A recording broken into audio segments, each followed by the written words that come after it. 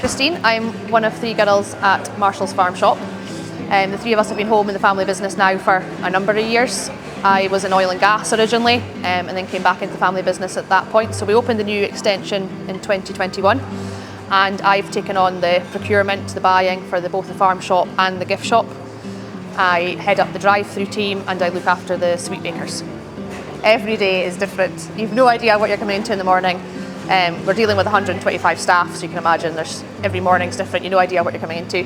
But typically, if it's during the week, it's very much a admin, computer, buying, paperwork type day would be the aim. Covering areas that needs help. At the weekend, it's very much more hands-on in here, speaking to customers, covering, if there's people off, then we've got to fill the gaps. They can't really typically manage at a weekend. So filling gaps, being in the drive-through, at the window, at myself, speaking to the customers. So yeah, every day's different. Back in 2010, we worked out of the now gift shop, and then during COVID, we built this current building that we're in, which opened in November 21. So that was the big turning point with regards to expansion. And after that, we've opened the drive-through. It came about from COVID times when we weren't allowed to have folks sitting in restaurants. We did a drive-through barbecue, and that was kind of where the idea came from for that. And we've got the play park, which is a great addition for the restaurant. And then we had the dog parks, which is like your run agility and free open dog parks. So they're popular. We've got one down below the shop here, and we opened a second one over 5 miles away at West Hill. My sister's very much, and she's now a fully qualified butcher at under 30, so you'll speak to her shortly. She'll explain exactly what's happened there, but basically what we've gone from is we produce our own tatties and our own veg, our eggs, and we decided that why don't we have our own beef to supply the shop too. So she's now heading up the farm team and having the calves going from bred and reared here right through to butchery. I think we all had our own skills, so like Shauna had gone to agricultural college. She was always keen on the farm from a young age. Julie and I weren't so keen on being agricultural based. I guess it's in our blood, but it's never been a passion as much as it was Shauna's. Julie trained as an accountant and I trained in business management. And I loved being in oil and gas, don't get me wrong. I worked for a really good family company and I liked it, but I think we always knew this was home. We've had the tatties and the eggs were in the cabins. When we were little, we'd fill them at a weekend. So it's been in our blood for a very long time. So we always knew we'd probably all come back home, and that's where the expansion came in. To feed the 3 of us, it needed to be something that had 3 different kind of legs to the business. So Shauna was the one that was keen to start the butchery and went with that. Julie had started the restaurant, was very much her thing when she was next door. So she's kept it and grown it and adapted the menus to make it more Instagrammable and trendy. So it's not just a place for, at that point very much was a lot of pensioners and old people would come for their lunch at Marshall's, but we've very much got a big wider clientele. So she's grown that. I loved the buying and procurement in oil and gas, so I took the chance when Dad gave me the opportunity if I wanted to do the buying for the shop rather than doing that externally. I took that one on board, always knowing the drive-through was going to need a help with Julie, so that kind of came. So for me, I kind of just fell into it, I suppose. Once I had my kids, I fell into what was kind of left to pick from, but for me, the buying was very much up my street. So very much Dad just tries to keep it 3 separate roles. It wouldn't work. We try and help each other out, but it does work having your own responsibilities, your own staff to look after, and trying to minimise the overlaps where possible. Future plans, as it stands just now, we've got plans in for a country store, which we're looking to pop up that direction up there. Something a bit different. I think it's a gap in the market. We've got a few chains up here that cover some of what we would maybe want to look at doing, but there's a lot of gaps, a lot of ladies' clothing gaps, but I think there's a good gap for good quality clothing, extra men's wear, homeware, tools, wellies, boiler suits, you name it. So I'm Shauna Marshall, youngest of 3 daughters in the Marshall family. We are farming here in Aberdeenshire with 2,500 acre farm and our farm shop, which we opened in 2021. It has grown over the years and the butchery got added into it in 2021, and now it is a substantial part of our business. My main role is managing the farm alongside our farm manager on a day-to-day basis, as well as managing the butcher counter and basically telling the farm to fork story. So basically we've got our own cattle, our own sheep and our own pigs on the farm. All the animals are born and reared on the farm, and we have the whole story from start to finish, and we bring in our own whole carcasses into the butchery, and we do whole carcass butchery, which is quite unique, you know, in this day and age to be doing that. So basically being able to tell our customers that everything's born and reared within 5 miles of our farm shop. So in terms of the whole process from start to finish, at the moment we're in the springtime, so the cows are just newly gone out to grass. We're just away to start calving. Everything calves outside except from the heifers and the cows that are carrying twins. We basically calve them outside. We try and handle the least amount of cows as we possibly can. We have been quite strict in the culling process over the years, so we're having to calve less and less cows every year. We need to have it easy managed because it's a busy farm. We've got lots happening at this time of year between sowing, planting taties, planting vegetables, calving cows, lambing sheep and pigs, so we have to try and keep it simple. So we calve them at this time of year. We also calve in the autumn so that we have carcasses throughout the whole year for the butchery. So calving 2 months in the spring, 2 months in the autumn, and that spreads it out. Once they've come out to the grass, they're calving, they get tagged, they go out to their fields. 30 cows tends to be in a field, goes to the bull, and then we take them back in about October time, ready for scanning, vaccinating calves and weaning.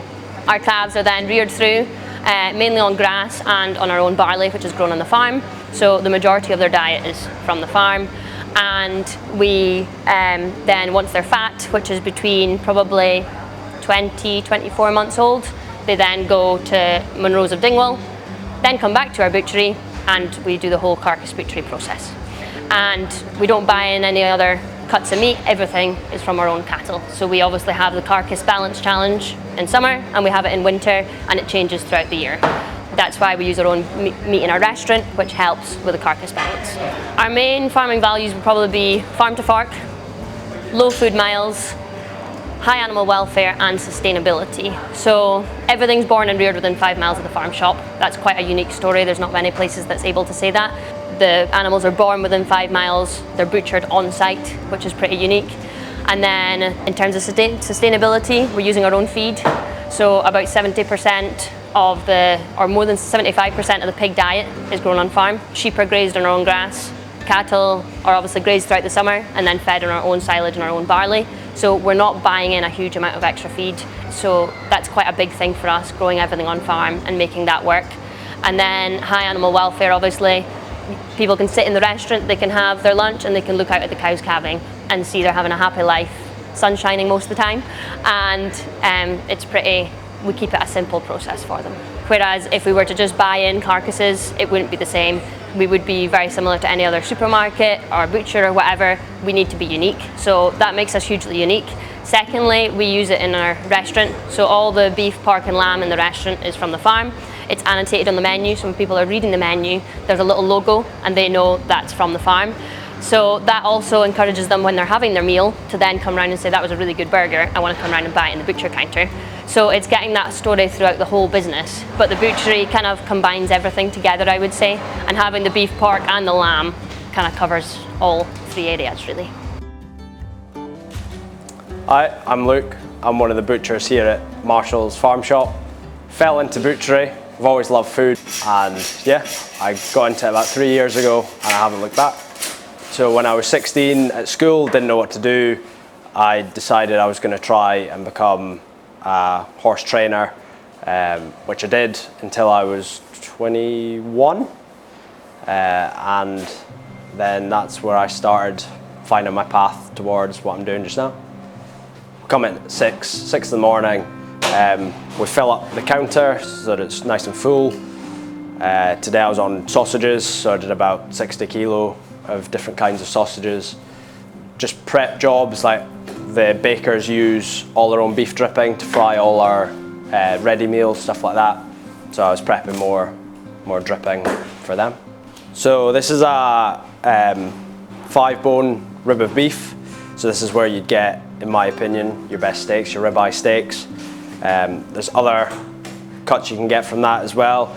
You can go off all out, get a 5-bone rib roast, tomahawk steaks, take all the bones out, you've got your ribeyes. But to me, this is the king when it comes to steaks.